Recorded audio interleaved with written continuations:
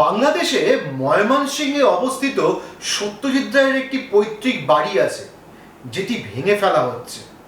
1989 সাল থেকে 150-র বেশি বছরের পুরনো এই বাড়িটি বাংলা শিশু একাডেমির ভবন হিসেবে ব্যবহার করা হতো, কিন্তু 2007 সাল থেকে নিরাপত্তার কারণে সেই বাড়িটি থেকে সরিয়ে নিয়ে যাওয়া হয় শিশু একাডেমিকে।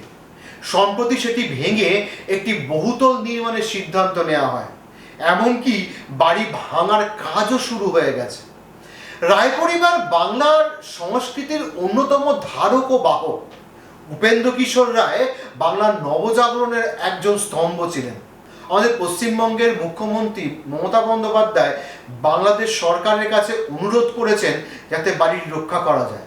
ভারত সরকারের তরফ থেকে বলা হয় সত্যজিৎ রায়ের পৈতৃক ভিটে ভাঙার খবর আমাদের নজরে এসেছে। বাংলার নবজাগরণের সঙ্গে এই বাড়িটি অঙ্গাঙ্গিভাবে জড়িত। দ্রুত এই বাড়ি ভাঙার কাজ বন্ধ করা হোক, সেটাই মঙ্গলের হবে। বরং কিভাবে এটিকে নতুন করে গড়ে তোলা যায় বা কোনো সংগ্রহশালা হিসেবে গড়ে তোলা যায় কিনা সেটা ভেবে দেখা উচিত।